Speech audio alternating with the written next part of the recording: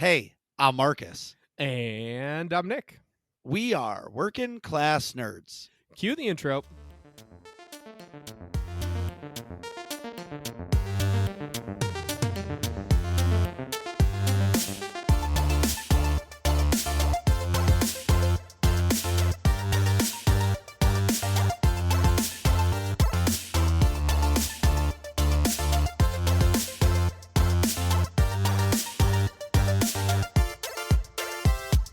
That's right. We are Working Class Nerds, the podcast that gives you no information about your favorite information. Today is September 22nd, 2020, and you can find this. I wish I could listen to the University of Coruscant podcast on Apple Podcasts, Buzzsprout, Google Podcasts, and Stitcher. You can come watch me play games at twitch.tv/MarcusB814. You can also find the both of us on Twitter. I am at MarcusB814. And I am at Nick Vern. That's NickVern. In this week's episode, we're going to war. A console war. This week, we're welcoming back to the show James from the University of Coruscant podcast. Thanks for coming on the show. And what have you been up to the past couple weeks? I have been playing lots of games. I don't play as many games as I have in the past week, so I'm all geared up to talk gaming pop culture with the Working Class Nerds. Very excited about this.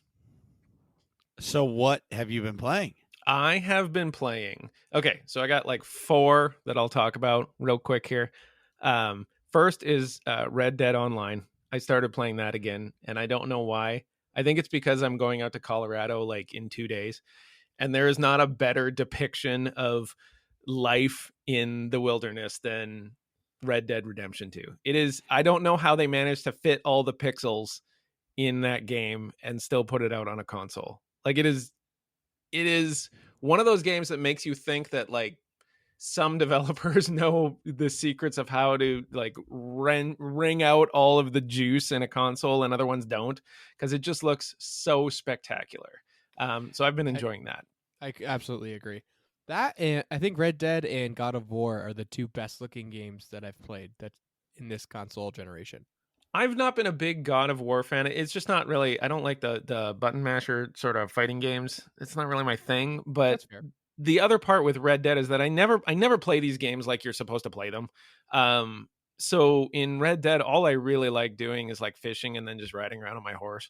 And and then I guess hunting is kind of okay, but I find that I'm like sort of like a homicidal maniac when I do it, because it's like, okay, you have this trading thing that you're doing and you need to fill it up with meat. And so I just wander around and headshot every deer within 10 square miles, and then I feel pretty bad about it afterwards. So I'm definitely guilty of doing that as well. So right, don't feel and then too bad.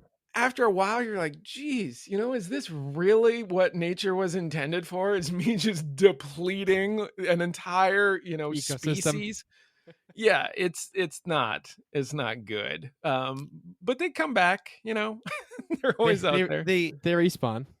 Yeah, they respawn, So, just like nature. Do you do the missions at all, or do you just stay in that like past the original opening area and that's where you just hang out and ride your horse? I don't do many of the missions. I find that so Red Dead Online is very different from the campaign. Like the campaign, it gives you stuff to do and you're sort of on this path, and yes, you can go off, but you sort of, you're guided a little bit. Whereas online, you're just kind of out there, and there is some missions, but mostly what I've been doing is the career stuff. And that is, the trader and the bootlegger. I love the moonshining stuff. I think that's great too, except for the fact that you go on these missions and I have to kill 108 federal agents. Like, what is that all about? Like, can't I just make moonshine in my little shack and sell it, for a profit? Do I have to also become a serial killer in the process to do it? I think that that's a little bit ridiculous, and I feel bad when I do that. There's a lot of feeling bad in the games that I do, which is why. Go ahead. Sorry, I was going to say, which is why I also play like other games like Traveler's Rest, which is this little $10 game where you run a tavern in a fantasy medieval world, and you brew beer and you cook food and you basically serve guests and make money. And I love it. It's like Stardew Valley, combined with brewing, which is great. That So sounds awesome. yeah, I don't feel bad about that at all. And it really, satisfies all the money making stuff that I love in games. That's the thing with me for MMOs too, is that a lot of times I'll just sit at the auction house and do that. I had in SWTOR, when the game came out, I was one of the first people to have the super fancy speeder because I made millions of credits and didn't know what else to buy it on. When the next MMO came out, I just went right to the auction house and never left. And that becomes sort of a thing with gaming for me, is that I'm always looking to find how I can make the most money as quickly as possible. The third game I will say is Among Us. If you've never played Among Us, find like 4 or 5 of your closest friends and do this. You can play it for free on your phone, but you can also buy it on Steam for like $5. And it is hilariously fun. You're all goofy little spacemen in a spaceship, and you have to fix the spaceship, except one of you is a murderer and you don't know which one. And so then every now and then somebody will show up dead and you have to vote to see who killed him, or you could just call a vote and vote somebody. But as soon as you vote for that person, you throw them out of the airlock, and then you find out whether or not that was the right person. So it's a blast. I've been doing that a little bit. And then the last one is The Long Dark, which is just the ultimate survival game. There's a lot of survival games out there, but The Long Dark, I think, is the most hardcore one I've ever played. There's no like zombies, there's no nothing like that. It's largely you against just the elements, and wolves is your biggest thing because you're up in Canada and the wolves are unnaturally aggressive, I would say. It is great fun. You should try that one. I think I saw like a trailer or something of The Long Dark. That seemed really interesting. And also, of course, Among Us has been all over Reddit recently, or I feel like a lot of social media. I think that Among Us is the flavor of the week. There's no doubt about that. But The Long Dark that's a sleeper. That's a sleeper good game. You should, if you're into survival games at all and you are willing to be patient, then you should definitely try The Long Dark. I will give it 2 thumbs up. And it's like put out, I think, by like the Canadian government or something like that. Like it's crazy. What? Really? Yeah, like there's something like Canada Films or something like that. I don't know. It says at the beginning of it, and I was like, whoa, that seems strange. But yeah, like everything is about surviving and keeping your core temperature up, and gathering what resources you have and scrambling to kind of find this stuff. It's not like in a lot of games where you walk outside and punch a tree, and get wood out of it. It's pretty hardcore, and it's really, really cool. That sounds awesome. Well, I'm still back on Red Dead Online. And because the main question is, would you say Red Dead Online is more of an MMO than it is, just an online game? Red Dead Online is hard to describe because it wants to be an MMO, but it doesn't really have that. So one of the defining features of an MMO is the guild mechanic, right? The fact that you can join a guild and be, together and sometimes just hang out and things like that. And that, at least, has not been my experience in Red Dead Online. You can do multiplayer things, but it sort of just dumps you into a queue or something like that, and you get paired with people the same way that you would on like a MOBA or something like that, right? So it doesn't have that guild mechanic, which I think is core to being an MMO. It's Sure. like a solo MMO, if that's such a thing, right? Like it's a huge world and you kind of go out and do your own thing, but it can be a little bit lonely, which makes sense in the Wild West. Or you can be a psychotic 12-year-old with twitch muscles and just only do these missions where you run around with 37 other cowboys that want to murder you. And Sure, that's fine too, right? I mean, it's not what I do. I just, murder federal agents to try to get my moonshine for a better price. right. And then to your Long Dark thing.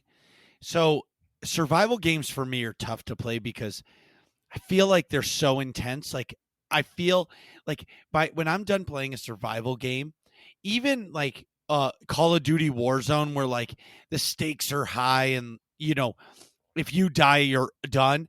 I feel like my shoulders and my neck get tense because I'm like stressed Yeah, trying that's to survive. exhausting, right? Like Yeah, exactly. that is an Like exhausting style of gameplay. exactly. And some people love it. And I just say I enjoy it, but I can't do it. There was another survival game I played. Shit. It was the Ark game where it's like dinosaurs and Mhm. you land and you're completely butt naked and you Mhm. start your life like that. And I was stressed out from the beginning. Even when I played the New World alpha a year ago, whenever it was, and you land and like you're trying to chop wood, and then all of a sudden, some dude's coming over with an axe and chopping your head off. I'm like, oh my god, I can't do this. I think that the other people in those survival games is the worst part about them, right? Well, of course. When I was playing that dinosaur game, I'm like, this is sweet. I get dinosaur pets. And so, I had my Stegosaurus named Steve, and me and Steve, I'd ride Steve around, and Steve worked like a pack horse, and he'd gather up all the stuff and bring it back, and me and Steve would build a house. And then, I would be fine if I never ran into another human in that game. It would be just great. Me and Steve and various other pets, and, build a big house, and great. But that's not what most people want to do. They want to have big fights and wars and stuff like that. And Right. Steve drowned, by the way. That was a sad day. Sorry, So I got Steve. Steve 2. Steve 2 came along. Steve too. Steve wasn't. Rest in peace, Steve. Yeah, Steve wasn't even cold in the water, and Steve 2 was on the way. That's like your beta fish that you have. Right. You name him Blue, and he goes away, and you get Blue too. Oh my god, It's when like I that. was young, I had Goldie for like 10 years, not realizing that it was like probably Goldie 24 or something like that. It was just this endless cycle of Goldies. That's awesome. Nick, what have you been up to other than working your ass off? Yes. Besides, yes, a whole lot of work. Work is particularly busy. I don't really know why. It's just been chaos. But anyways, in more positive things. So, James, I don't know if you know, but I play paintball competitively. I did not know that. Yes, Marcus used to as well for many, many years. He and I on the same team at one point for most of the time. But so I played. I'll give a quick backstory. I played paintball competitively I started playing generally when I was 12. Started competing at 15, and then played through high school, and then actually played for UConn's paintball team. And then after I graduated from UConn, I stopped playing for 4 years or so. 3 years. Yeah, 3 years. And now I had just gotten back into it this season. So I joined sort of a pickup team that had a really good coach. Long story short, we ended up getting absorbed into this larger organization that has like a real owner that finances things, and it's like a real sort of sports organization, which I had honestly never been a part of before for paintball. It was very cool. And so we finally this week got real jerseys that have like our names on them, and they're sponsored by has all the sponsors of the team on them, and things like that. It was just a really cool validation of me, of like the work I put in to kind of come back, and sort That of validation. is super, super cool. Yeah. What color is the jersey? They're black with gray accents, and then the logos are gold because it's so Yeah, the name of the team is Chris Ward Electric, or CWE Power, because the owner Chris Ward owns an electric company. So Nice. naturally, the paintball team would be called Power because electric power. They're very cool jerseys.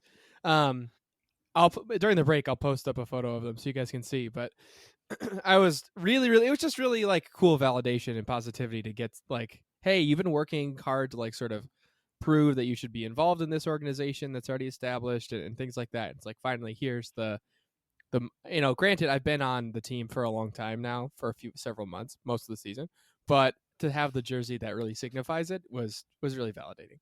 But so does everybody on the team have a jersey, or is it kind of like as you guys need a jersey, they get a jersey? No, we've had the same roster of nine players the entire season. So so Marcus, we're Power 2, so we're the Division 4. Right. I get that part. Yeah. I was just curious if like the other 8 teammates had the jersey and then you just earned yours, or did your whole team just get their jersey?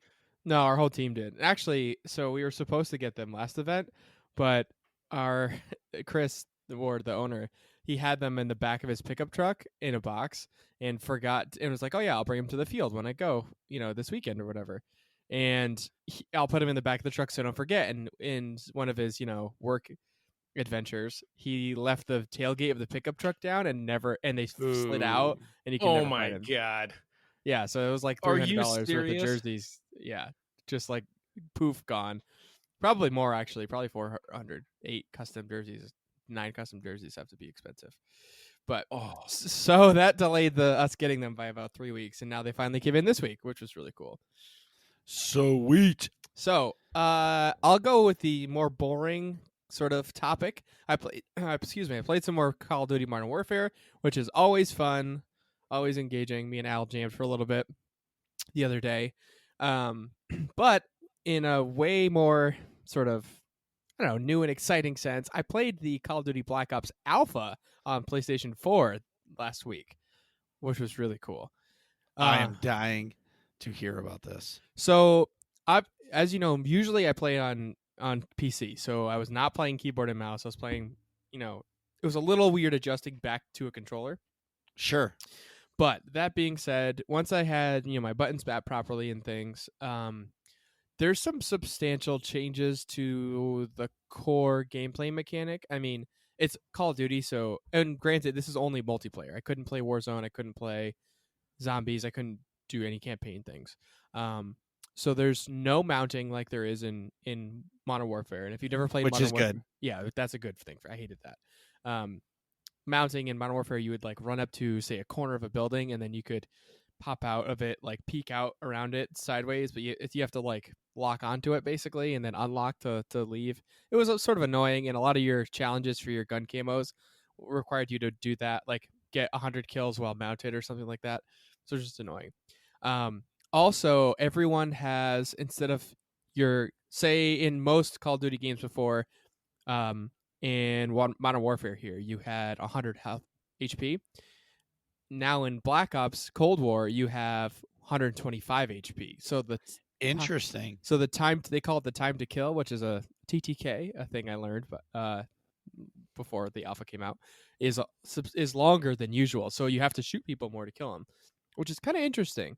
Because it's not quite as like insta death. It's like a bullet or two maybe, depending on the gun you're using, but it's like enough to be like, okay, I really gotta sort of focus on killing this one person first. If you're just like a crowd or something, it's harder to like just sort of spray around and get like 3 or 4 people.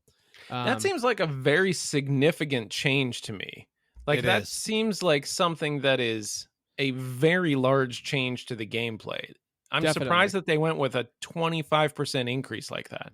Well, see, I read that it was 25%, but when I was playing, it didn't feel like 25%, if that makes sense.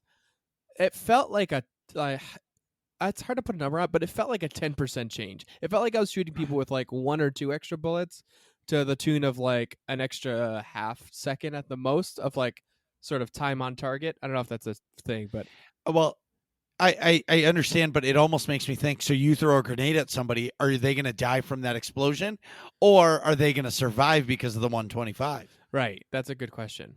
Or like a shotgun or something that you would expect to kill the guy with, right? Right. And like then he just sort of shakes it off and then also shoots you back. Right. It was definitely interesting. I mean, I did end up playing fine, but what I found was that some of the, especially on maps where you can get close quarters, like they have a Miami map and everything's all cool neon colors and stuff, and then obviously that lends itself to a lot of close range indoor sort of encounters.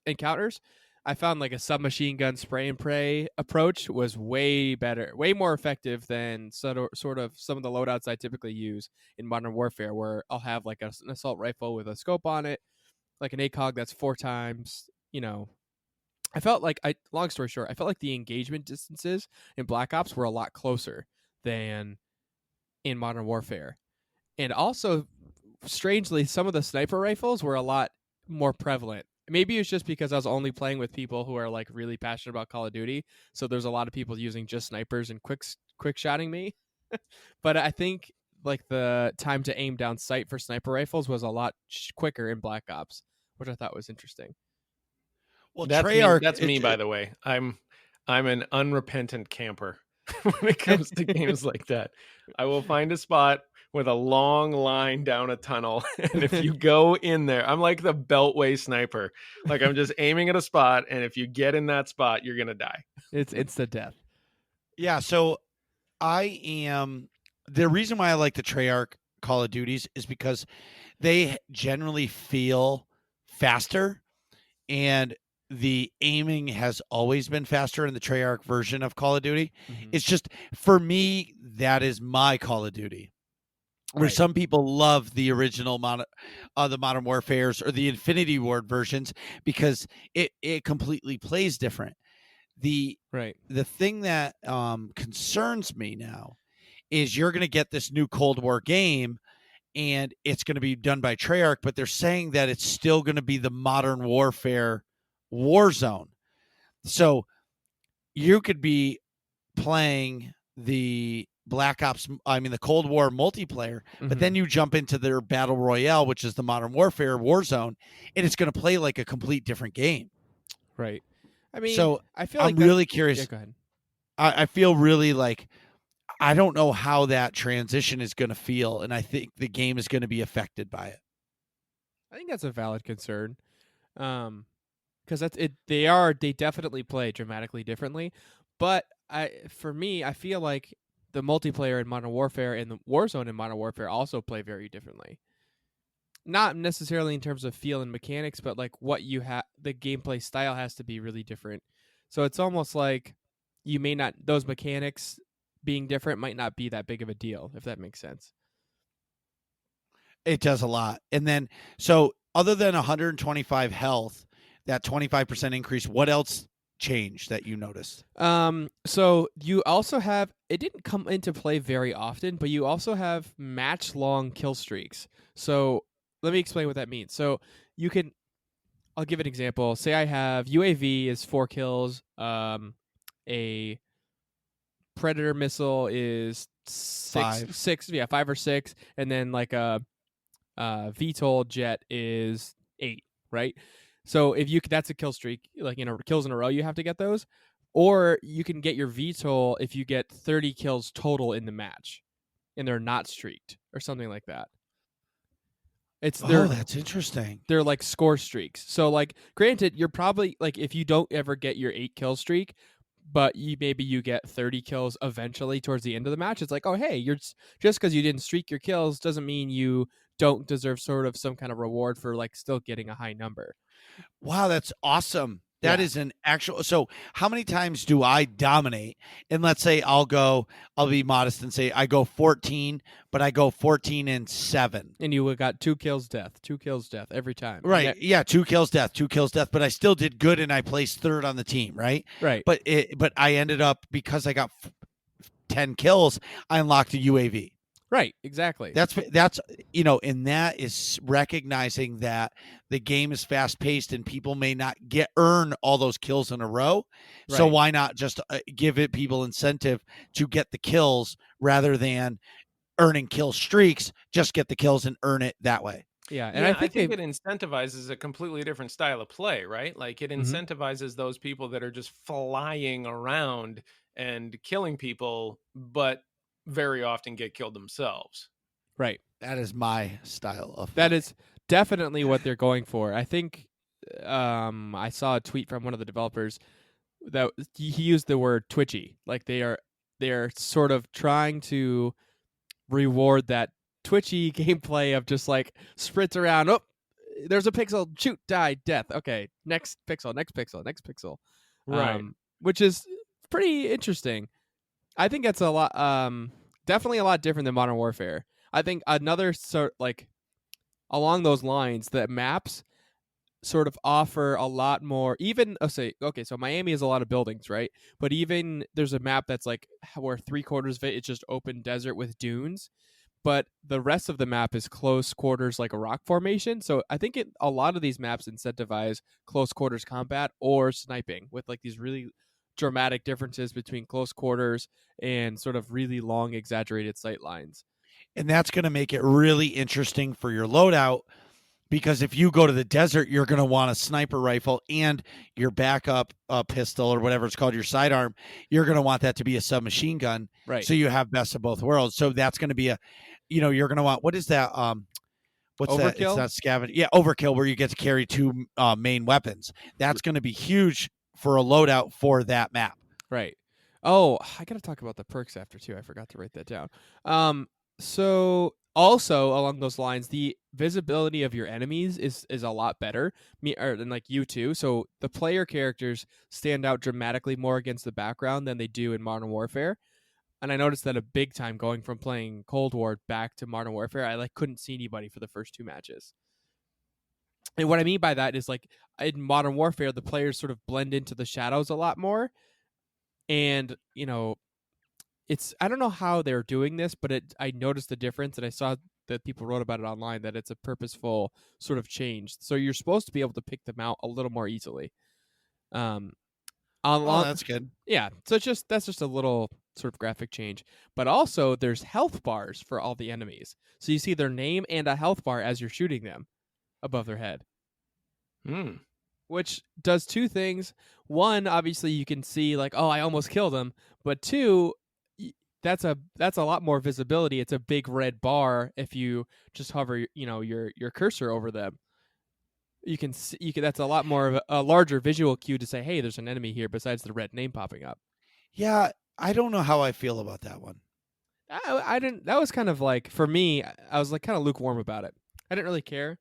It was nice to be like in those almost kill situations, like, oh, I need 1 more bullet to get him or something, and it emphasized that 125 health for me. I could see like, oh, like, yeah, I feel like he would have died if this was Modern Warfare, but he still had 20% of his health left or something. Sure, but I'm excited for this. Definitely. One last thing before we move on. I know I'm taking an eternity on Black Ops Cold War. They have you can choose, I forget what they call it, but it's like a specialty or something like that, where you can choose how you pick your perks. So typically you have like, you can pick a perk from slot 1 and 1 from slot 2 and 1 from slot 3. Well, there's different ones where you can pick 6 perks total, 2 from each. You can pick 4 perks total from any category or something like that. You can pick no perks but have unlimited attachments on your primary gun or something like that. So there's different sort of really a lot more options on how you can customize your loadout, which I thought were really cool. That is sweet. I like hearing this stuff because it just means they're finally somewhat listening, and they're saying, look, they're basically making a sandbox first-person shooter when it comes to customization. Right. They're saying, here's all the tools. You guys do whatever you want. We don't care. But if you just want one badass gun with every attachment that they make, do that. But you're not going to be able to have any perks. Right. I think you can have like 2 or something. But yeah, you're dramatically limited. Sure. That's confidence in the programming too. I mean, that's confidence in the way that they've designed the game to allow that kind of flexibility. Because the more flexibility you allow the player to have, the more likely they are to break it. And so their willingness to let you package things how you want to package them is that's impressive level, confidence in the player or in themselves, I guess.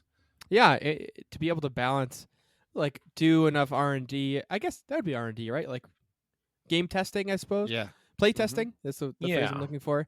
Enough play testing to know, okay, this isn't going to be, game breakingly overpowered, in any configuration you can come up with, which is pretty interesting.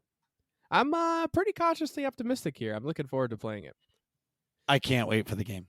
I hope we get a PC beta. But anyways, enough of my rambling here. Marcus, how's it going? And what have you been up to? So do you want the real world or the game world first? Let's go real world first and then game world after. So I put my house on the market this week, and I've been so stressed out. I'm at my house now. I'm in my basement, and there's nothing down here except a couch and my computer desk. It used to be Toyland. It was like Santa's workshop.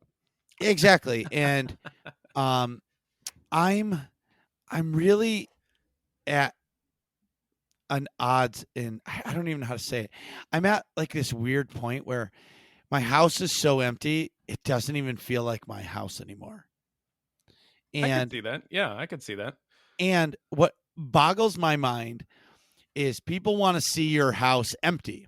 So people don't want to see any like extra stuff because in people's mental in their headspace, they think they're like the least cluttery people on the planet.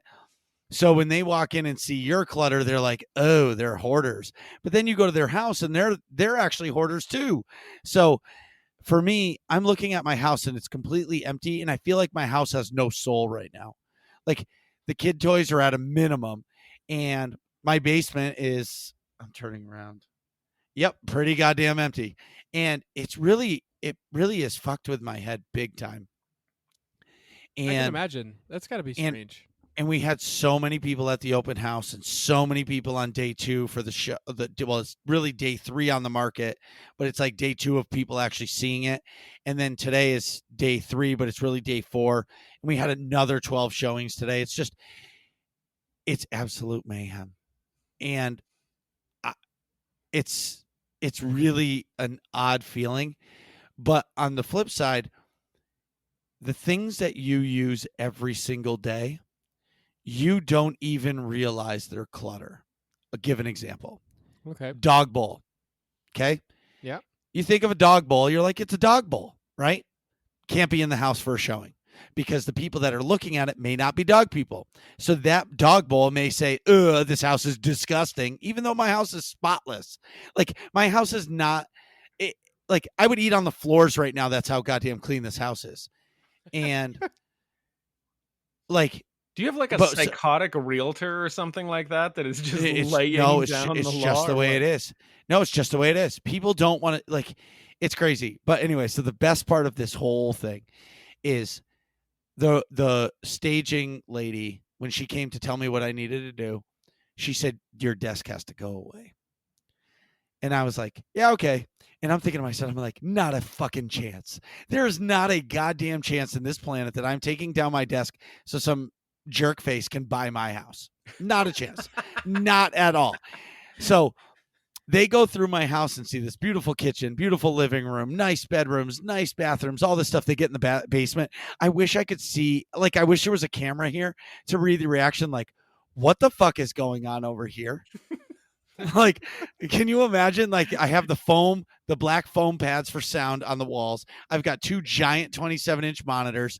I've got a giant desktop. Like, it looks like on the desk. It's like a spaceship. Plus, there's a mic, and the mic is lit up. So are they like, is it listening? And this ridiculous Razer webcam with this mouse that has a million buttons.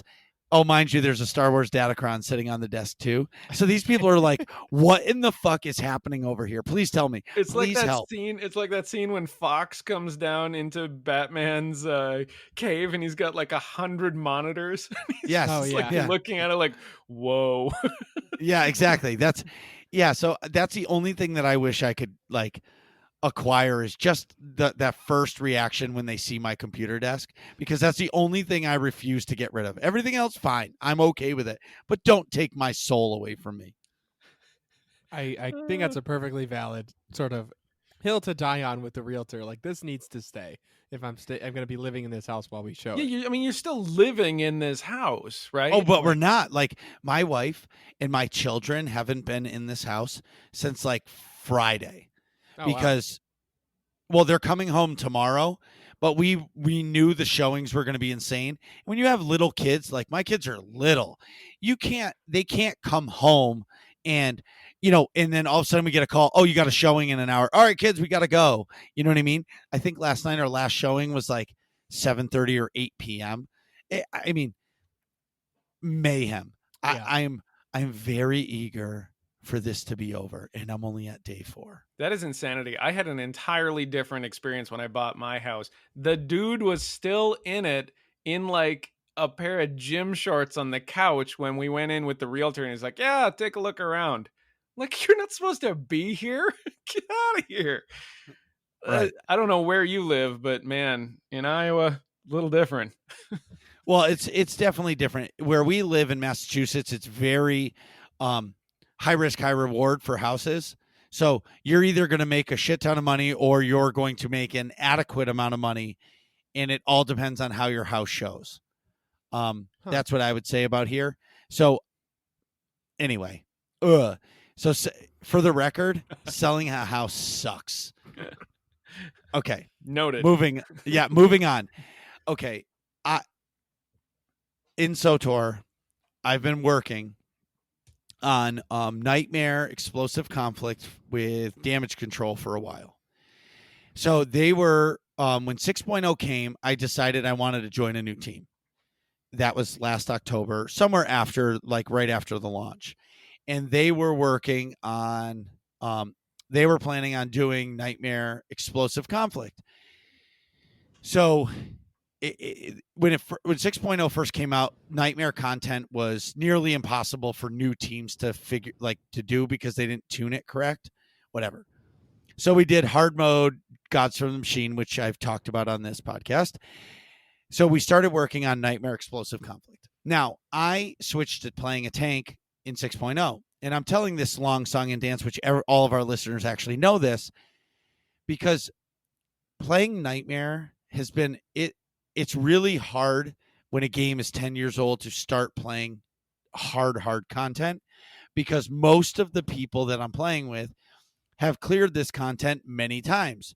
So when you clear the content many times, they're almost like, dude, how are you not understanding what you have to do? You know what I mean? Mm-hmm. And this team has been great with me. They've helped me. And not tonight, but last Saturday was the night where we were working on the Nightmare tanks, Firebrand and Stormcaller, for so long that I knew that, like, if we didn't beat it, the team would just be defeated, because like everybody was like, we just need to move past this. So we finally did it. There's a clip on Twitch of me and my reaction. Like, if you ever want to know what pure joy with Marcus sounds like or looks like, watch that clip. I was so excited. And one of my teammates is like, Marcus got tanks. Shout out to Chaos. And I went bananas. I was so excited. And then to top it off, we cleared the next boss in the same night, the minefield. So it was fantastic. I felt so accomplished, and I worked so hard because I was the only one that didn't know the fight, and I had to learn, and I made many mistakes, and yeah, it's fantastic. Congratulations. So yes, woot. Death Star Troopers. So we're going through some growing pains right now. And we may be losing another player or maybe two. So I have a feeling that the team is going to have to make some changes soon. And it's really hard, man. Raiding, I shouldn't say raiding.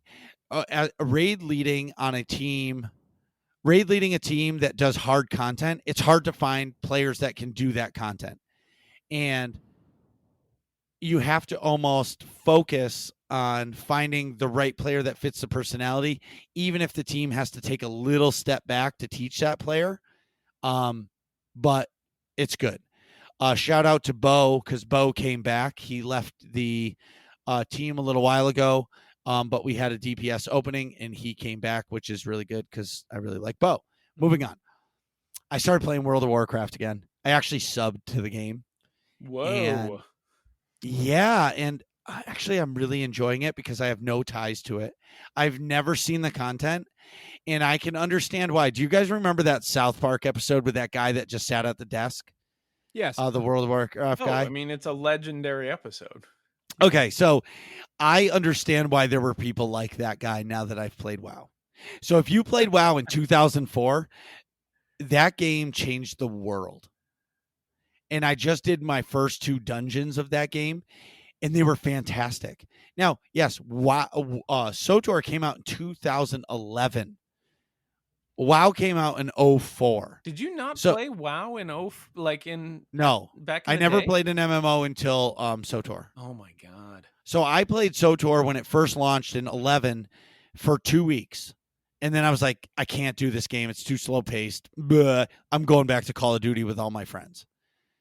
I picked up SOTOR one day when it was about 3 months before my daughter was born, so 5 years ago almost.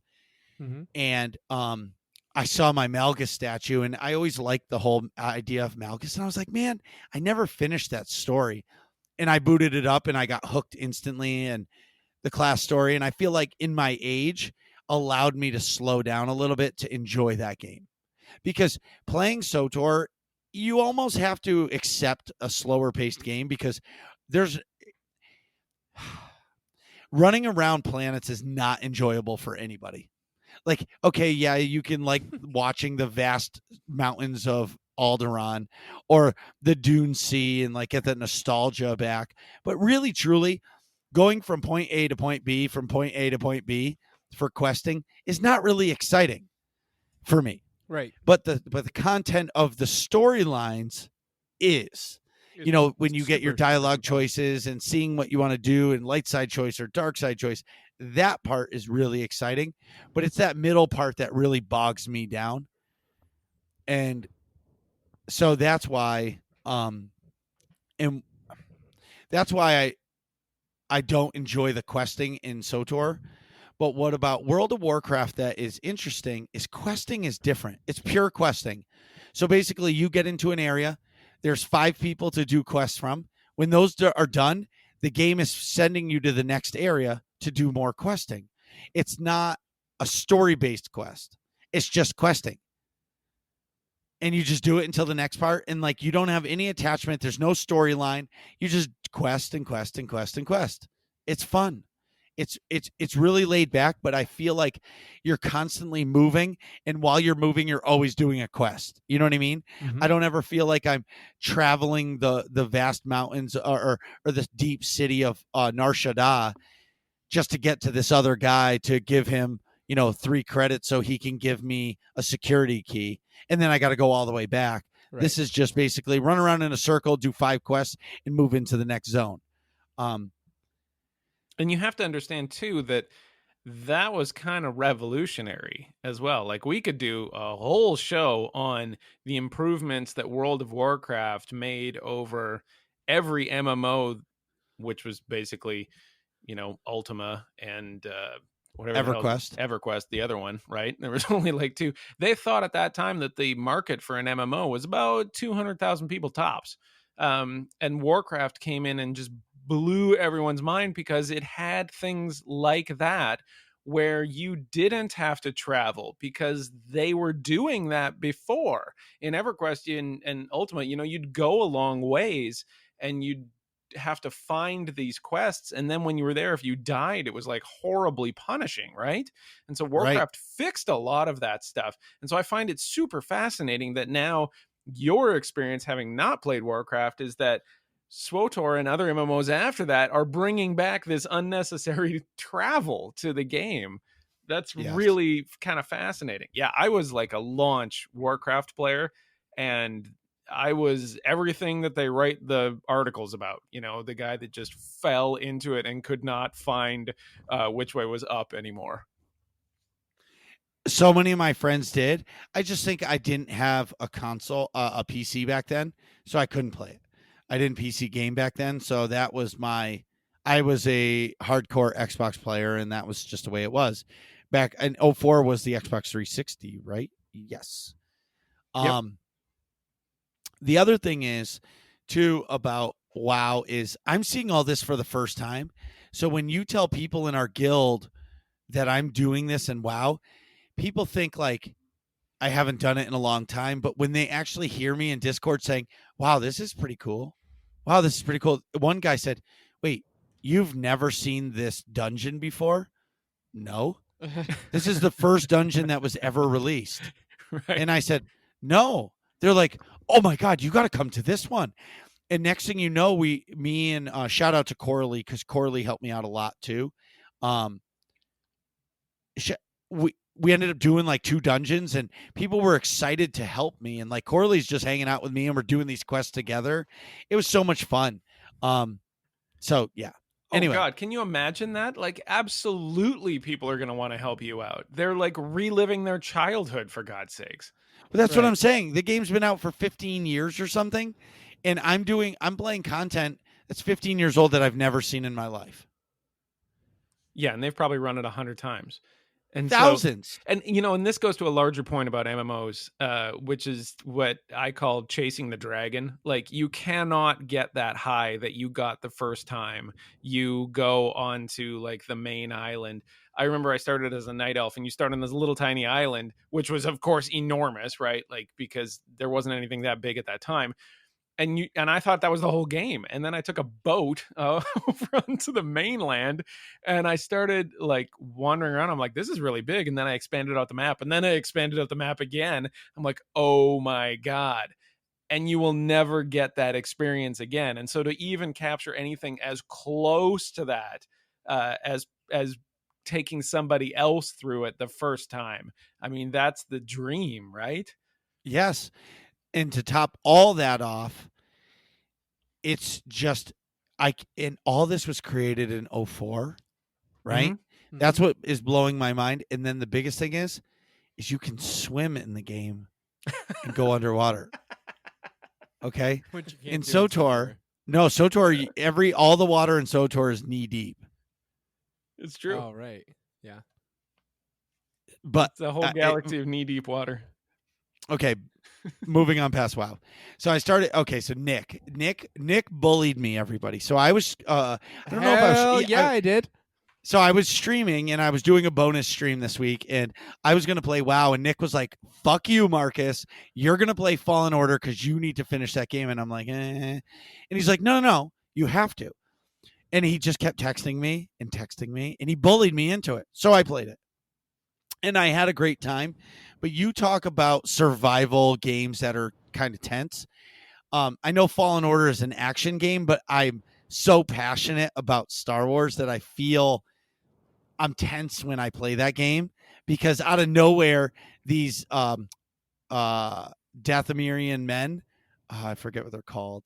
Like the Night Brothers or whatever. The Night Brothers, that's it. Yeah, the Night Brothers. They come out, and those guys are tough as shit to beat. Oh, yeah. So you see one, and you got to beat one, and you're like, man, do I really got to beat another one of these guys? They live behind corners too, right? Oh, yeah. Yes. And then the stupid arrow guys. Ugh. And I'm like, oh, yeah. Marcus Anyway. It was funny. I watched I think most of the stream, basically. And I was kind of obligated to after I forced him into playing Fallen Order. You didn't force me. You bullied me. Let's just be clear. Yeah. But is it really bullying if it's like for your betterment? Pretty sure. Yeah. Well, it's like positive peer pressure, you know? No, that wasn't It's peer like, pressure. It was hey, man, cut the shit. Stop doing crack and go study. You know, get into the library, man. Get in. Yeah. there. No. He was basically like, Marcus, don't suck tonight. Play Fallen Order and beat it, and shut up. I should And I'm really just like, scroll back. yes, you should. So anyway, and in that game, like I said, it just makes me tense. But the rewards in that game are really big. So I do not like to adventure. Mhm. I've talked about this before. Like Breath of the Wild, that game is amazing. But I am very. I like to be directed where to go. I don't like somebody to say, "Okay, Marcus, here's Breath of the Wild. You got through the tutorial. Good luck. Right. You can go 12 places. We're not going to tell you where to go." I don't like that. I like to give me a direction that I can go. And like back when like Final Fantasy 7 and Final Fantasy 8, I knew where I had to go, but I would fight so many enemies over and over. Or even like Pokemon games. Like I would just sit in this one area and just catch Pokemon for hours, not progress the story because I wanted to level up and my tunes to be great, Right. my Pokemon to be great. Same thing in all like other games.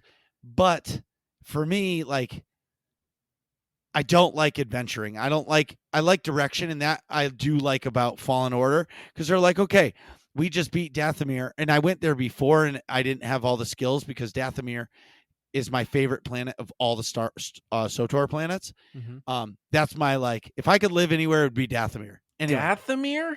oh my god, I right? love it.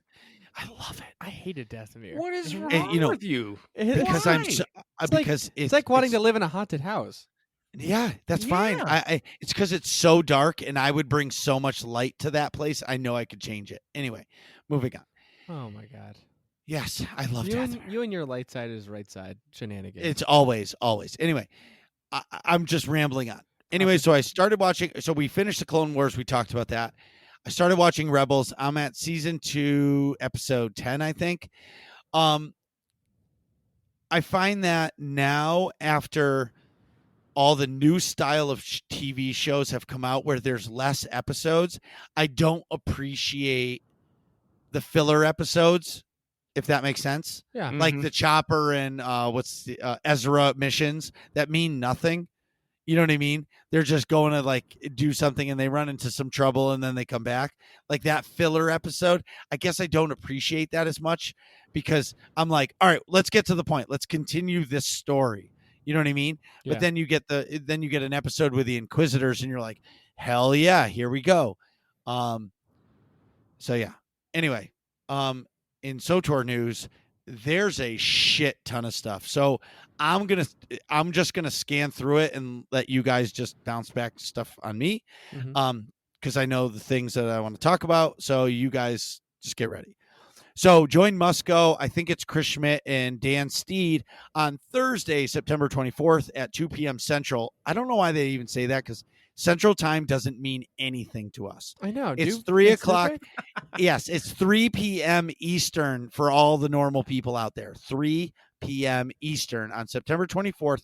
SOTOR is going to be doing a live stream, which they're very due. They said they were going to be doing that in September. They're going to be talking about the new Feast of Prosperity event, which is going to be a once-a-year event. It's clearly going to be around Thanksgiving. Yep. And they're going to be talking about the new incoming changes to Conquest and more stuff. There's a shit ton of stuff coming. But, gentlemen, they heard the community. So Disney is not allowing anybody to create Yoda Baby. Okay. So SOTOR is releasing a hover pod on the cartel market pet. With the implication you get the pod. Okay. So the pod, that jersey's sweet, Nick. Yoda pod. Yeah. So the Yoda pod that is in the Mandalorian will be available on the cartel market. I think you can see it now on the PTS. That they just released because they just released the 6.1.4 PTS update. I'm looking on Discord right now, and yeah, it's called the hover pod. Yeah, it's on the PTS right now, and it looks just like Yoda Baby's hover pod. So I am pretty pumped for that. Yeah, I want that. I want the hover pod. I love that you call it Yoda Baby instead of Baby Yoda. It is Yoda Baby. Marcus has always got to be different. It's like a dyslexic version of, of the Mandalorian. Marcus's explanation was that it's not literally Baby Yoda; it's a Yoda-style baby. It's a because Yoda yes. Well, yeah, but see, here's the thing: we don't actually know what race Yoda is. So, what if the race is Yoda? Well, what about Yaddle? Exactly. We got Yaddle, which is a different But name. that's not canon. That is legend. It's what? not. Yaddle was not in canon. the Jedi Council in episode 1. She's right there. She's in the prequels, dude. She's there. But that's maybe I don't know. I just oh no, man, Yaddle's in. Okay, so there could be a Yaddle baby too. I like the sound of. That's what I want now. Is for you to refer to it as Yaddle Baby. Well, I think they've determined that it's a boy. Yeah. So anyway, so Yoda. It looks more Yoda-ish than Yaddle-ish. Right. So Yoda Baby is getting a hover pod in SOTOR, which is great. Because when they released Fallen Order, you got the what's the droid's name in Fallen Order? BD3? BDO. BDO. Yeah, so you got to no BDO. BD8. Yeah, BD8. BD. BD8. Anyways, we just call him BD. BD1? I don't even BD1. Yes, that's it. BD1. So BD1. We'll look it up. Yeah. So BD1 is they came out with that BD1 droid as a pet for the when Fallen Order was coming out. So I'm pretty pumped that they're getting a hover pod for the game. Congratulations. It is. So with it is BD1, by the way. okay. Haha. With game update 6.1.4.6.15,000, we're introducing a new tier of augments to the game with materials added to our prestige game modes. For a little background, we try to strike balance between the right time to introduce new power to chase into the game and respecting your time invested into the game and the current maximum level of gear. We also want to refresh interest in our prestige modes by adding a very clear incentive while we work on the next batch of new content. So basically, this is filler. They're creating a new tier of augments for Nightmare Raiders and ranked PvP players only. I am 100% against this. Okay, why? I believe that these augments should be available for everybody to earn. It's not a popular statement in I will say, the higher end players of the game, because they're like regular casual players don't need it.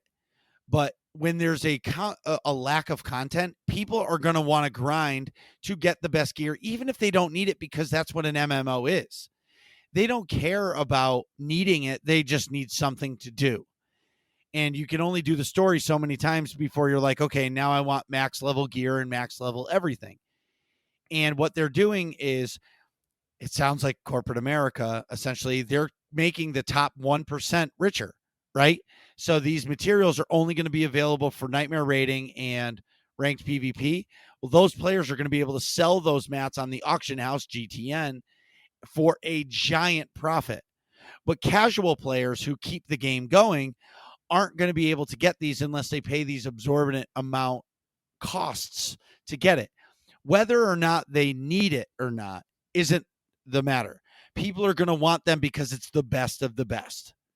And I feel like it's only going to make the rich richer, where the other players or the casuals are going to be the ones that are hurt about it. Although I'll give you this counterpoint though. Wouldn't you say that the casual players aren't the ones that are going to be grinding to get the higher end gear anyway? So they're probably just going to, if they really want it, a lot of those players are just going to buy it anyway. So I feel like because you're already essentially only dealing with, okay, let me give you just as an example. Say it's like 90% of the people that actually get this top end gear are Nightmare Raiders and PvP ranked PvPers anyway, and then the 10% of a regular max level gear set are more casual people that ground their is ground the right word? Ground their way up to the max gear level. I feel grinded. Thank you, James. Here's the University of Coruscant professor shining through. Grammar department. Does that make sense with the point I'm trying to make? I feel like you're really only excluding a teeny tiny amount of the game population anyway, so it's not that big a deal. Is sort of what the point I'm trying to make. Well, I think what you're saying is opposite. So they're excluding the most of the population of the game because they're only making it available for Nightmare Raiders and ranked PvP players. No, the point I was making was, I don't actually know, but I would feel like those ranked PvPers and Nightmare Raiders were basically the only people grinding to get up there anyway. Although that's not true because you have max level stuff, right? Right, exactly. Yeah, you don't really play. I mean, you try to, but you don't really often play Nightmare only raids. I see what you're saying. Well, I do now, but before, what I'm saying is the casual players need content, right? Yep. So they've already done everything, and now they're just going to sit around and wait for the next content drop. When the top 2% of the game does ranked PvP and Nightmare operations, yeah, what's the other 98% going to do? Because this doesn't affect them. So they're going to watch all of these Nightmare Raiders and ranked PvP players make a giant profit instead of just tier the rewards. Yeah. Allow all the players to get it. So let's say if you finish a story mode up, you get 1 material. If you do a hard mode up, you get 2 materials. If you do a nightmare up, you get 5 materials. Make the cut really different, but allow it to be be able to be achieved by your casual player.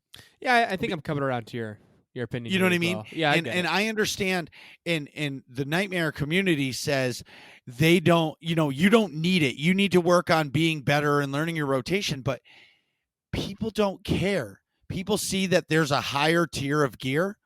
Those players are going to want to get that gear because it's going to keep them engaged and keep them playing the game. Right. If you take that out of it, people are going to be turned off and they're not going to be engaged. Mm-hmm. And you risk somebody not subbing to the game because they're like, well, what's the point? I have nothing left to do. Yeah, I think that's I valid, say, valid criticism. Sure, you can call it, make it universal basic income in SOTOR. Allow everybody to get. No, I'm just saying. I don't know how to say it. Like, No, I'm looking at it it's as hard to argue against you, right? Like what you're saying is don't exclude the vast majority of your players. Just make it rewarding for the people that are doing the top 5% hardest things. But don't exclude everybody just as a blanket policy. Yes, exactly. That's exactly what I'm trying to say. And I understand where the Nightmare players and the PvP players are saying casual players don't need the gear, but they're going to want it. So give them an avenue to get it, even if it's insane to get it. Sure. Yeah. Right? Allow these people to get it. And maybe, hey, what if one player doesn't have a lot of credits and they do one story mode op and they get one of those and it sells for 1 million credits? That person is going to be okay for a little while. He's not going to be able to buy stuff, but he'll have money to be able to do a few things in game and he won't run out for a while. Right. You see what I'm saying? Yeah. It just make it anyway. So I've talked about ranked PvP once, and I did it once, and it was an awful experience. And shout out to Averia, a friend of the podcast. Mm-hmm. She did ranked PvP one day, and the toxicity in the game is really bad. And it really, really got her. She was taking screenshots. Now, she was live on Twitch when this was happening. They were basically telling her to die and things that they were going to do to her and her family if she didn't quit life. And this is after the match.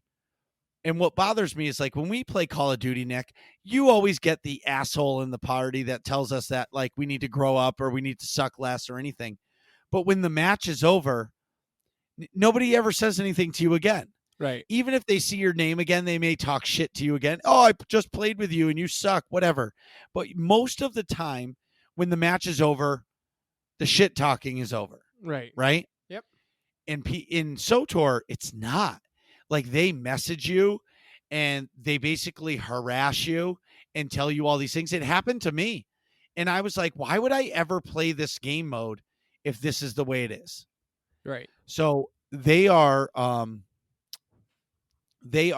doing a bunch of things to try to mitigate some of this toxicity.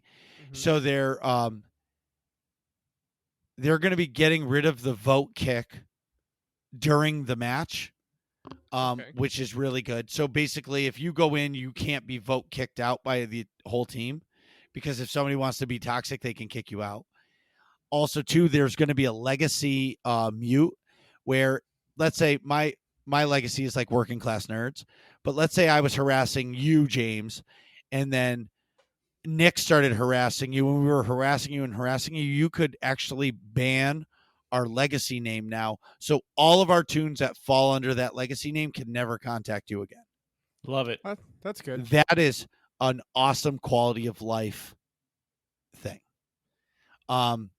And they're making gear requirements for ranked PvP, which is great. You got to be, there's going to be certain levels you have to be. And I think it's really a good thing. I will, because there's so much coming out right now for news, I think I'm going to save the big 6.1.4 breakdown for the next episode because there's so much information coming out right now and they're doing a live stream in 2 days. So I don't want to talk about something and then we get the live stream and then there's so much more to talk about again. Right. I'd rather break this all down at once. I just Nick, could you read what the Feast of Prosperity is? It's Sure. in the yellow text. Please hold. Let me scroll down to it. Yes. The Feast of Prosperity event features new daily missions, weekly missions, and mini-game activities that you'll be able to participate in on the player test server. You'll also have access to an introductory mission where you'll meet Gaborga the Abundant and Duba the Magnanimous. Those have to be hut names. Yeah, something. The founders of the feast. Here, let me roll through that again. You'll also have access to an introductory mission where you'll meet Garborga the Abundant and Duba the Magnanimous, the founders of the feast, and learn a little more about them and their ambitions. When the event reaches the live servers, a new story mission will unlock every week. But on the PTS, you'll just get a peek at the introductory story missions. The rewards are not currently set up for the event, so don't be alarmed if you don't see any. We encourage you to check out the dailies, weeklies, and mini games, and provide feedback in the thread below. So that's pretty cool. The Feast of Prosperity. So it's basically their Thanksgiving event. Sure. Very cool. I wish they would do one for Black Friday. Anyways, Where everybody lines up and then has to sprint forward. Like a yes. What was that? Fall Guys? That could be like SOTOR Fall Guys. Oh, yeah. That game is really fun. I've enjoyed watching people play that game on Twitch because they rage so hard. Like they're almost at the end and then they get hit by one of those spins. It's like that game. We talked about it before. Don't get eliminated. Shit. The Japanese. Yeah, where it's game dubbed. show thing? Yeah. MXC or something. That's like MXC, most extreme yeah. competition. Yes. That's what Fall Guys is to me. And they're right at the end, and then that spinning bar knocks the guy off, and the Twitch streamer just rages. No! Because yeah. So in guild news, Mega. That's the monthly Epic Guild activity. Is this Friday, September 25th, 2020. And we're doing an operation. So most of the time when I host a Mega, I do not do operations because, that's more of like a mandatory fun night. But I really want to do an operation with the group, with the guild, because I haven't done one with them in a while. So we're going to do one. I'm not sure exactly which one. I'm thinking Dread Fortress just because I love that operation and I haven't done it in forever. But stay tuned. Also, too, basically, we've decided that Friday nights are going to be fun night for the guild, like a second night. So Mal is hosting Flashpoint Fridays where they're getting mounts. B. Kavanaugh has suggested that we do on the Fridays that there's not a Mega or Flashpoint Fridays that they're going to do achievement hunting. So whoever's around, they're going to just pick an achievement and try to go for it that night. So basically, if it's Friday, there's something going on in the guild from this point forward. That's really cool. Hey, speaking of guild having fun, if all this sounds fun to you, go to aie-guild.org, jump in the Discord, and ask for a guild invite, whether or not you play Star Wars: The Old Republic or any of the other games we play. And we mean any of the other games we play. We'd love to have you.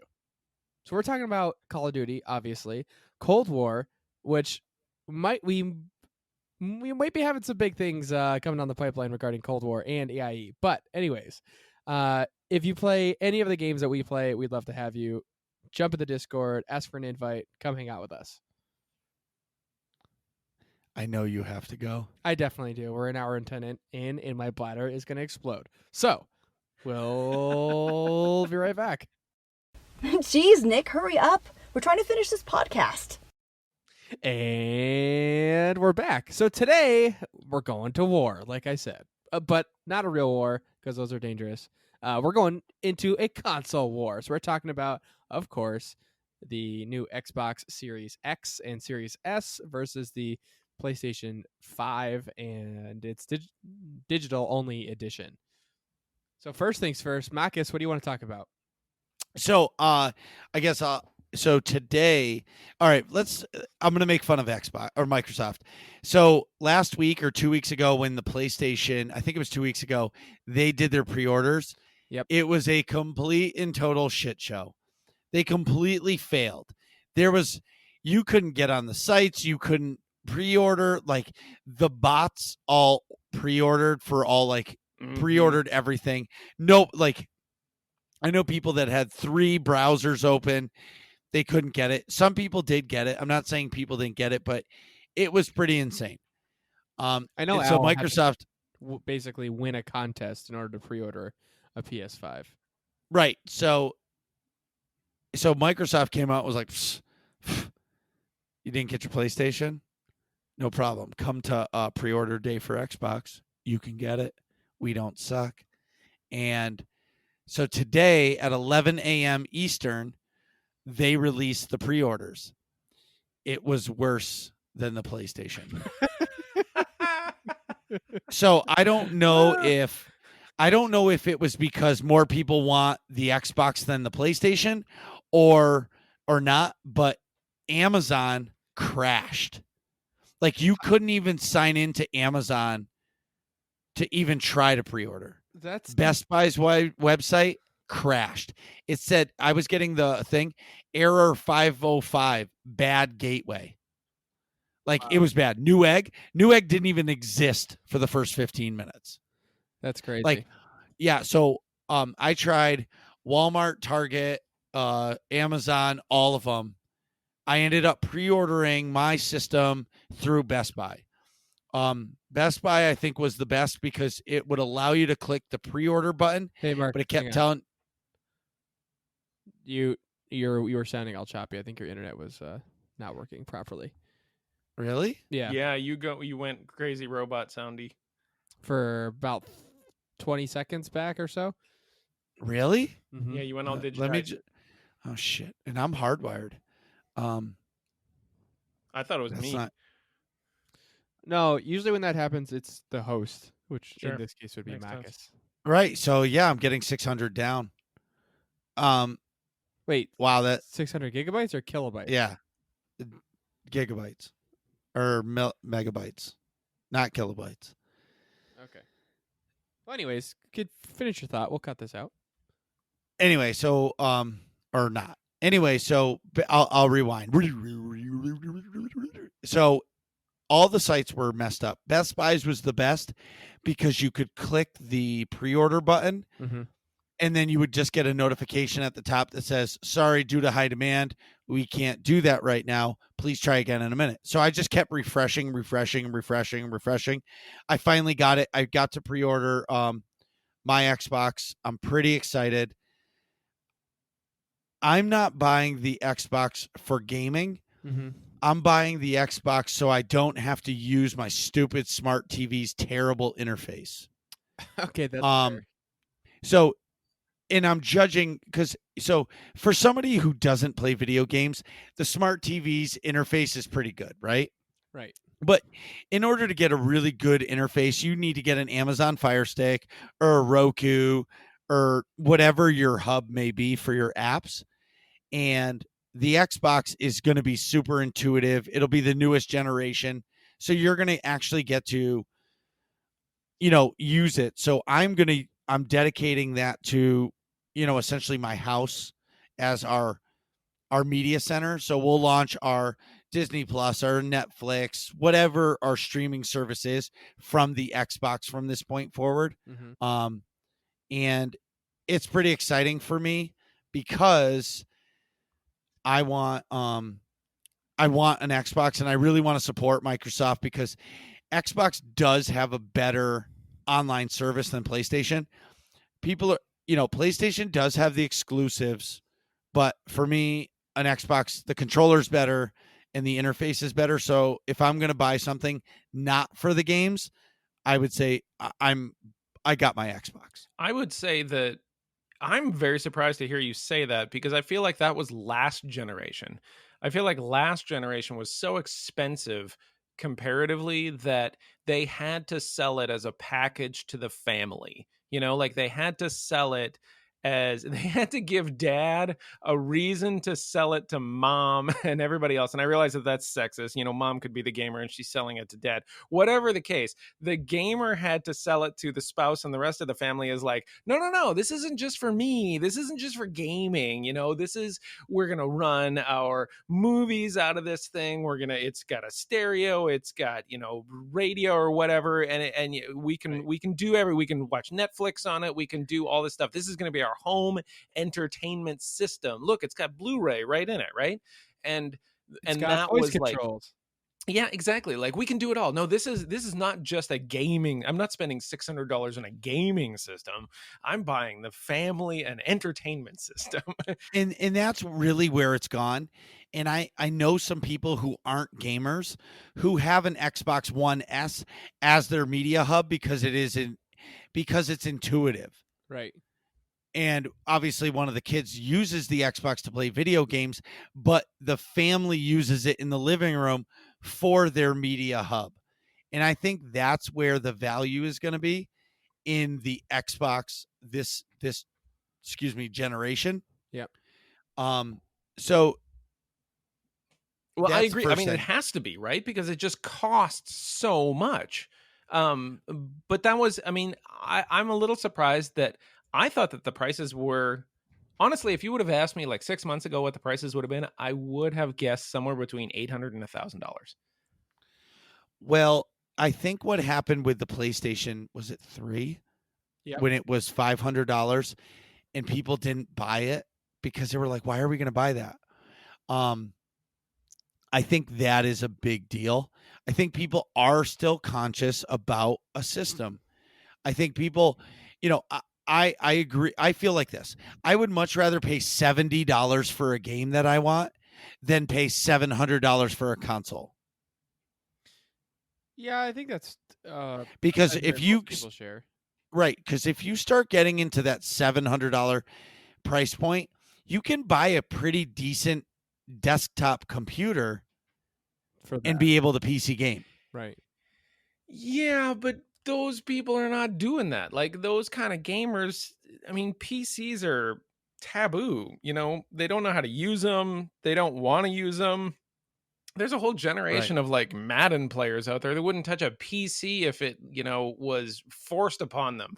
They're just not that kind of person. And I thought that this is what I was saying about that last generation being the thing where you had to, you had to sell it to the family. I thought this one was going to be worse, but I'm wrong. Like, this is the exact price point that the last one was at. This is $500 on the nose. And I think that the digital edition for the PlayStation is an even better deal at $399. The Xbox Series X and Xbox Series S is a bigger debate as to what you want to do there. But I was surprised by how low the prices were, to be totally honest with you. The big surprising thing, I am a nerd when it comes to what's inside the box. Mm-hmm. And in my opinion, the Xbox is crushing the PlayStation.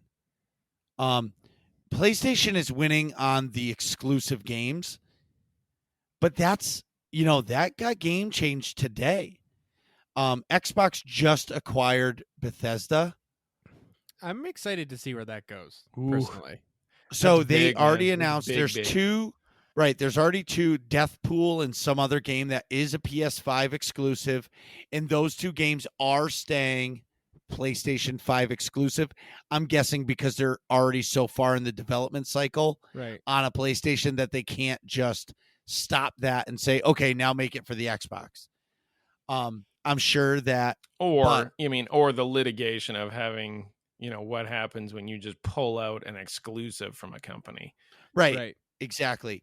But where all these PlayStation people who aren't Xbox people, you guys get ready, because I'm calling it right now. Elder Scrolls 6 is going to be an Xbox exclusive. I wouldn't be surprised if Elder Scrolls Online maybe gets pulled from the PlayStation, or Xbox starts giving the new expansions to the Xbox a month before the PlayStation, because Elder Scrolls Online you can play on a console and it actually plays really, really good. Console. Here we go again. Oh, I'm going to do it again. I think I said it right. Anyway, so let's break down. So back to Bethesda. What do you guys think about the acquisition of Bethesda from Microsoft Studios? Well, I think. Well, first of all, you should say they acquired ZeniMax Media, technically. Well, which yeah, is the parent okay. company for Bethesda. I'm being a snob. Yep. But so I think personally, I think I like Microsoft as a company, morally speaking, better than Bethesda in the last couple of years. Like, chiefly, I'm thinking about Fallout 4 into Fallout 76 is like business decisions about the game that they've made. So I think Microsoft taking them over is better because they'll have sort of a different set of morals to sort of abide by, if that makes sense.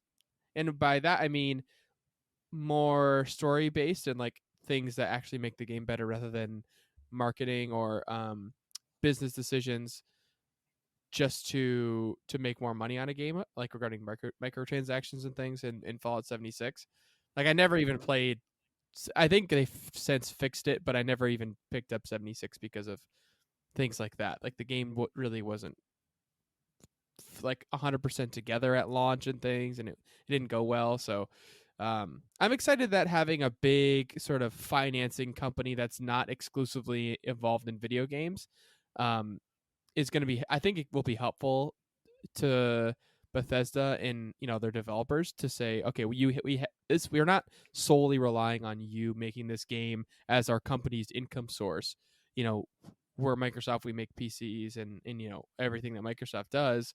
So here's your budget, take your time, get it right, because we're not, our quarterly projections aren't going to be crushed if this game doesn't come out like the week that we will have you scheduled for it too. If you need to push it by 3 months, it's not crushing to the company. Does that make sense?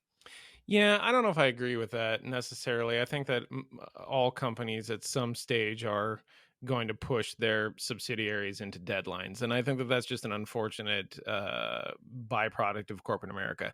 Having said that, I think I agree that this is a tremendous purchase for them, but I think that it's simply because the ZeniMax family is just killing it right now. I think that there is a lot of people that have that hype for the next Elder Scrolls game, and they don't even know anything about it, and it's like vapor at this point, right? But people know that there will be another one because Skyrim was just so damn good. And then on top of that, you talk about MMOs. The Elder Scrolls Online series is really doing well in a landscape that is kind of desolate at this point. Like, really, the luster has gone off of the MMO community, but Elder Scrolls Online continues to push and continues to put out impressive numbers. And that game was not well received when it first started. That is probably the only MMO I can think of in the last 10 years that had a crappy launch and then got exponentially better after launch. I mean, every other one had a launch, and man, that first 2-3 months dictated how that game was going to go forever. If it didn't come out strong, it was done, right? Like, goodbye. Yeah, Final Fantasy 14 defied that as well, but I think Final Fantasy 14 versus Elder Scrolls Online, they're two different games. Sure. I mean, Elder Scrolls Online is a true MMO. Well, right. Well, so isn't Final Fantasy 14, but I think the Final Fantasy series is a core group of people that like it. Mm-hmm. I think that is a very, very direct group of people that like that game. And Elder Scrolls Online plays a lot like the Skyrims and the Elder Scrolls games, where people love that game. Well, they built it. I mean, it's the modern way of doing the MMO, right? You build it with that console sort of control where you have, 5 abilities that you can associate with buttons on a gamepad, right? And stuff like that. And it's a very fast moving PvP. It's not tab targeting. It's not designed for a PC. It's built to be able to play with a gamepad. Now, of course, you have to use your keyboard to talk to friends and everything like that. So, I mean, it really is still an MMO with PC capabilities. But at the same time, you can tell that this is designed for a gamepad as well. And that is that. And people know that that's an MMO. But even that and what's going on, they're still thinking, man, I can't wait for the next, Elder Scrolls game that's not an MMO. And that you can't buy that kind of hype. Well, I guess you can for about $7.5 billion. But I mean, it is like a real thing that is exciting for Microsoft to be able to have that, because you talk about exclusives. I was always under the impression that I buy the Xbox because I like the Xbox. I've always been an Xbox guy. The people I know play an Xbox. But there's always some PlayStation games that I kind of wish that I was able to play that I never could. The Xbox games that are exclusives never really excited me. I don't know if it's like Madden an Xbox exclusive, maybe. I know the Forza games maybe were. I mean, the Xbox exclusive games just they didn't really ring the bell for me as much as I thought some of those other PlayStation ones were pretty cool. Like the Spider-Man game, I think, is a PlayStation exclusive. I kind of wanted to play that. God of War, which I know you weren't super, missing, but that's an exclusive. The Horizon Zero Dawn's PlayStation exclusive. That was one that I really missed. I would have played that. Well, it's out on Steam now. I know. I was thinking about picking it up just the other day. I guess I would be surprised if they went exclusive on the next Elder Scrolls game, because that is quadruple A, right? Like that's your mega blockbuster style of game, and you're really, maybe cutting your nose off to spite your face at that point. I don't know. Right. But here's the thing. At some point, Xbox has to do it. So if they're making the investment into it, they have to say, you know what? We're going to double down on this game. If PlayStation players don't want to play an Xbox and they're not going to play Elder Scrolls 6, it's their loss. Oh, that's so huge. So huge. But at some point, look at I'm trying to think, like there's so many games. Spider-Man, okay? Mm-hmm. There should have been no reason why Spider-Man was not released for the Xbox. Yeah. I understand the exclusives. I personally hate exclusives because I think it sucks.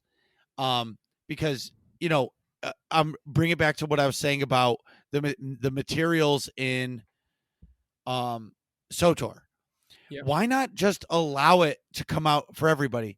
If you want to make like years ago, like Xbox 360 days, if you got an exclusive, it was the Call of Duty map pack went to the Xbox a month before it went to everything else. That's okay to me, right? If you want the exclusive expansion to a Elder Scrolls game, it goes to the PlayStation before it goes to the Xbox. I'm okay with that. You know what I mean? Mm-hmm. But these exclusive titles to try to get people to buy your system, I'm not a fan of, because it's almost forcing that hand to purchase a system that you don't want to buy to play the game you want. But at some point, Xbox has got to pull it out and put it on the table and say, no, we paid for this. Like Halo. I've been dying for Halo to be available on the PC because it's a Microsoft game and they didn't do it for years. From this point forward, like the new Halo Infinite will be on the PC on launch day, which that's what I've wanted, but it should be. But I also believe Halo should be allowed to be on the PlayStation. You're right. It doesn't improve my gaming experience to deny somebody else the ability to play that game, right? Like, correct. Yep. It doesn't help me at all. I will say, and you mentioned this maybe like 10 minutes ago, about how the online experience is better with the Xbox.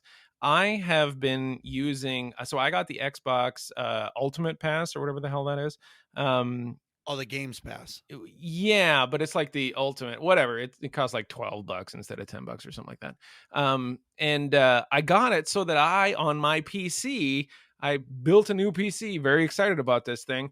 And my kid doesn't play PC at all. He just is an Xbox gamer. But now him in the same room as me on the PC and him on the Xbox, we can play games together, and we can play what the hell is that sailing game? The Sea of Thieves. Sea of Thieves, thank you, which was the biggest disappointment of all time to figure out that wasn't couch co-op, right? Because all I Oh, wanted to yeah. do was sail in a boat with Henry, right? Sail in a boat with H around, and it'll be great. But no, I had. But then when this came out, I'm like, oh, this is fantastic, and it's flawless. And I get going through it, I got access to all of these games, and it's great. So I have had a great experience with Xbox's online platform. Right. So I'm going to talk to you guys a little bit about the systems. So Okay. the release dates are November 10th for the Xbox and November 12th for the PlayStation. Yep. November 19th for the PlayStation worldwide. Just select countries are the 12th. So I'm guessing like the biggest countries are going to get it on the 12th. Right. To me, 2 days, not a big deal. You knew that was going to kind of happen. You know, PlayStation waited out for Xbox to make all their announcements before they released theirs. Because, you know, somebody always waits, right? So with the systems, so I'm going to say there's 2 versions of the PlayStation 5. Hang on. Before you get into this, I want to ask you a very important question because you did this. You bought this on launch. Is there any part of you that is worried that the first version of this console is going to be problematic? Or No. like you're jumping in right away, so it's not even a question of would you wait, because you didn't wait. But do you ever feel like maybe I should have waited for like a couple generations to go? So I don't think Microsoft is never going to make the mistake again of the red ring of death, Sure. right? They rushed the Xbox 360 because they knew deep down that if they did not put the Xbox 360 out first, they would have lost that console war. And in turn, they never anticipated the red ring of death would be something. And it was, how do I say it? They learned from their mistakes. And the Xbox One series, Xbox One S, Xbox One, Xbox One X, those systems are like a rock. And I think dating back in our conversation about you thinking that things should cost more, I think in the last 3 years, computer parts itself have gotten so cheap that, believe it or not, these specs are crazy for a console, but they don't cost much more because they're actually coming out late to the cycle. Right. Sure. Um, Okay, yeah.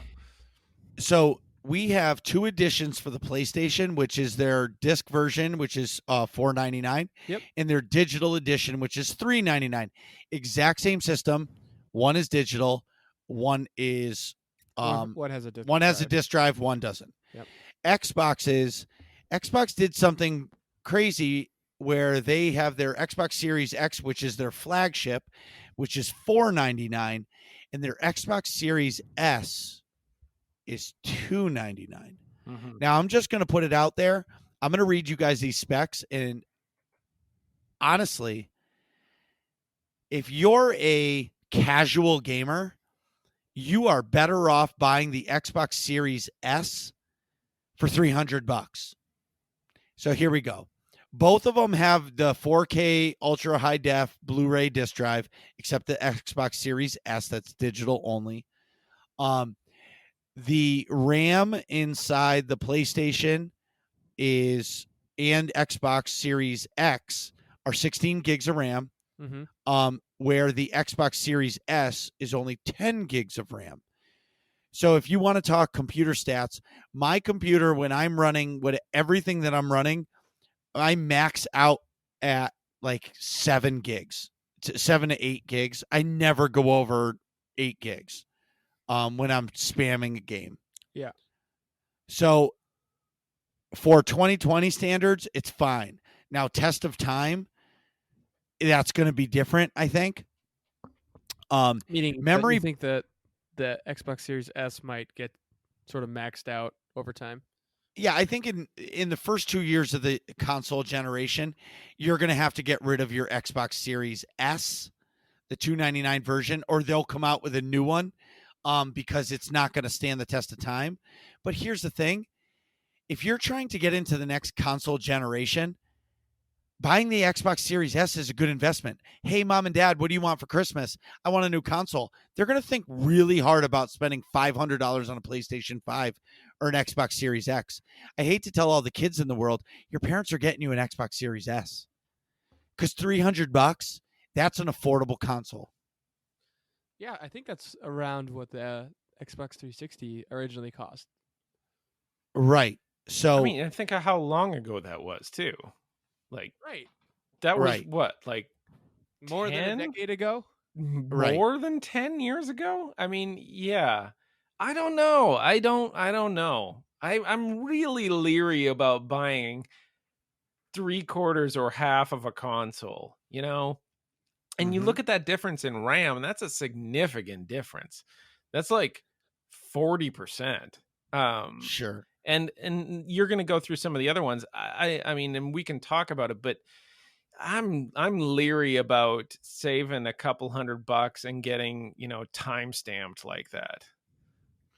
Well, okay, but I'm looking at it objectively from a parent standpoint, right? They may, if you don't know what to get your kid for Christmas, and I'm just giving this as an example, and you might not have a lot of money, but you really want to get your kid a system, you're not going to be able to afford to buy the PlayStation. Yeah, it's only a couple $100 more, but that couple $100 means maybe an extra game, a game and a controller. Yeah, because you don't want to buy them a versus- system with no games, right? Correct. So you're instantly spending $570 on a PlayStation where you could spend $400 and get a game and a controller for the Xbox.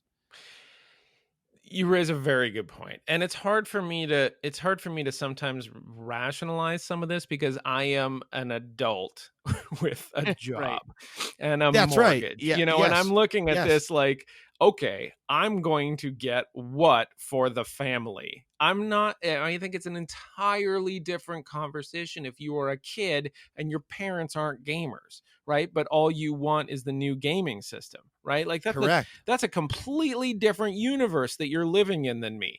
And so when you say that, that becomes a lot more digestible to say like, okay, you buy the console, you get a game and maybe a couple games or something like that. And you're still I've got- below the yeah. base price of the next system. Right. So moving into the memory bandwidth it's faster on the Xbox. Yep. Both systems with the way the Xbox Series S is, they're splitting up the RAM to make it faster. So basically you're getting 8 gigs at 224 where then you're getting 2 gigs at the 56, but it's like the boosted RAM. Yep. So it equals out the same. Both CPUs are AMD Zen 2 cores. The Xboxes are 3.8 gigahertz. But here's where the Xbox is winning, in my opinion. Yep. They've come out with smart, it's like a smart download. So basically, if the game is 500 gigs, when it downloads into your system, it's only going to use 40 gigs of your hard drive space or something ridiculous like that. It's going to cut all of your downloads there. It's like almost like it's going to encrypt the software, like the games, onto your hard drive to use up less space. Where they were already saying, what game? Oh, the new Spider-Man game, Ultimate Edition, the Miles Morales, the Ultimate Edition with it is like 300 gigs. What? So you get that game, it fills up your PlayStation already. That's Then that crazy. came to a head too with the Call of Duty, Modern Warfare. Yes. updates and things Yes. like that. Oh that my was a God. big deal over the last month. 80 So- gigabyte updates and preposterous Yes. things like that. We talked around the show a couple times, I'm pretty sure. Yes. And now years ago it was battery life, right? Everybody had a wireless controller, changing batteries, and everybody was always worried about these batteries. They got to get better. So the last console generation was battery life. in a controller. I think this console generation is going to be hard drive space. They're going to figure out a way to make these games smaller and be able to be smaller on hard drives, because they can't just keep telling you to buy bigger hard drives. Right. They're going to I think that's the next generation. So basically the GPU, which is your graphics card, Mm-hmm. the PlayStation slightly beats out the Xbox version, but the Xbox is using some technology that they have, Microsoft, to push forward, like overclock their system to make it as fast as the PlayStation. I'm not really sure. And video output on the PlayStation is 4K 120 hertz. Yep. Where the Xbox Series X is a native 4K, right, and it supports up to 120 hertz, where the Xbox Series S is 1440p, and that is scaling up to 4K if you want it, if you have a 4K TV. Yep. And that's 120 frames. So it seems Here's like my point. The Series S is like good enough. Like most people Right. don't even have 4K TVs. Well, believe it or not, a lot of people do. Oh. So here's my grand opinion on this. So I have two 4K monitors. 4K on a 27-inch monitor is a waste. I wish I had 1080p monitors with 144 hertz refresh rate, because as crisp as my game looks, I'm playing at 60 hertz, and when I play on my laptop, which is 120 hertz, it looks better on my laptop than it does on my monitors.